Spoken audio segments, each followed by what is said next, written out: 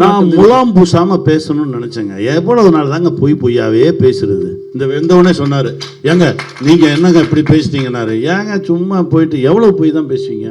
மாணிக்கத்துக்கு முலாம் பூச முடியாதுண்ணே. இன்னொன்று, இப்போ வந்து டிஜிட்டல் மயமான ஒரு ஒரு ஒரு நேரத்தில் இது ரவியன்னு சொல்லலாம், நீங்கள் சொல்லலாம், நந்தா பேசம் சொல்லலாம், யாருனாலும் சொல்லலாம். ஒரு காலத்தில் பார்த்தீங்கன்னா படம் வந்ததுன்னா நேரடியாக தேட்டரில் போய் பேசலாம், டிஸ்ட்ரிபியூட்டர் கிட்ட வச்சு அவங்க பேசலாம். ஆனால் இப்போ டிஜிட்டல் மயம் வந்ததுக்கு பிறகு இப்போ டிஜிட்டல் மயத்துக்கு காசு கட்டணுன்னே சுற்றிட்டு இருக்காங்க. நிறைய படங்கள் அப்படியே தேக்கத்தில் நிற்கிது. பல படங்கள் 1600 படங்கள்.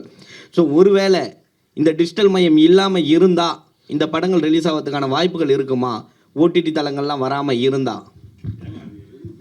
அது எப்பயுமே சினிமா பின்னோக்கி போகாது. பரிணாம வளர்ச்சியில் ஃபார்வேர்டு தான், பேக்வேர்டே கிடையாது. கியூப்னு ஒரு இது வச்சிடறாங்க. அதுக்கே நம்ம வந்து ஒரு 10 தேட்டர்னு வைங்களேன், ஒரு தேட்டருக்கு 2 லட்சம்னு வச்சா கூட வந்துருமே உங்களுக்கு 20 லட்ச ரூபா.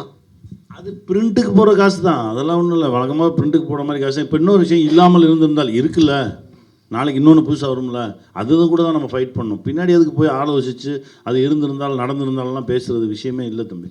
இன்றைக்கி இது இருக்குது, நாளைக்கு இதை தாண்டி அட்வான்ஸாக வேறு ஒன்று வரும். அதுக்கு என்ன பதில் செய்ய போகிறோம்? அதுக்கு எப்படி நம்மளை தயார்படுத்திக்க போகிறோம்?